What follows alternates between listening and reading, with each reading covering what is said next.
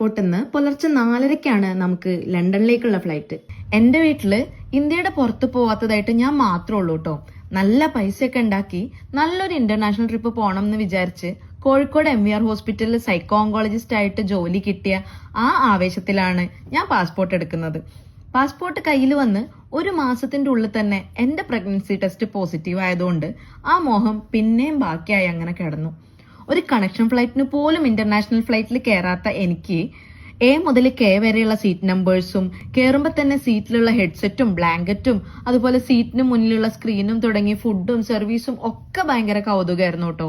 തലേ ദിവസം മുതലേ ഉറക്കൊഴിച്ചുകൊണ്ട് ഒരു 5-6 മണിക്കൂറൊക്കെ ഞാൻ പല സമയത്തായിട്ട് ഉറങ്ങി ഒപ്പിച്ചു കേട്ടോ. ഓമിന്റെ അടുത്തുനിന്ന് ഞാൻ വിട്ടുനിന്നിട്ട് 24 മണിക്കൂറിന് മേലെ ആയതുകൊണ്ട് തന്നെ എന്റെ ബോഡി അതിന്റെ ചേഞ്ചസും ബുദ്ധിമുട്ടുകളൊക്കെ നന്നായിട്ട് കാണിച്ചു തുടങ്ങിയിട്ടുണ്ടായിരുന്നു.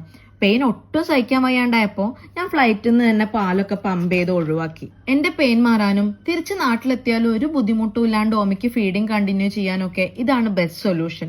ലണ്ടൻ സമയം 10:30 ആയപ്പോ ഞങ്ങൾ ലാൻഡ് ചെയ്തെങ്കിലും ഇമിഗ്രേഷന്റെ ലോങ് ക്യൂവും കഴിഞ്ഞ് ട്രെയിനും ബസ്സും ഒക്കെ കയറി ഞങ്ങൾ റൂമിലെത്തിയപ്പോഴേക്കും സമയം 4:30 കഴിഞ്ഞിട്ടുണ്ടായിരുന്നു.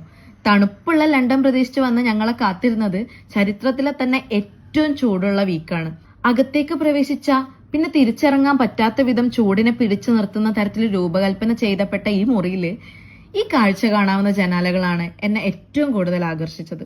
നന്നായി ഒന്ന് റെസ്റ്റ് എടുത്ത് റൂമിന് അടുത്ത് തന്നെയുള്ള ഒരു റൂഫ് ടോപ്പ് കഫേയിൽ പോയി ലെമണേഡ് ഒക്കെ കുടിച്ച് സൺസെറ്റ് ഒക്കെ കണ്ട് ഞങ്ങളെ ലണ്ടനിലെ ആദ്യത്തെ ദിവസം വൈൻഡപ്പ് ചെയ്തു.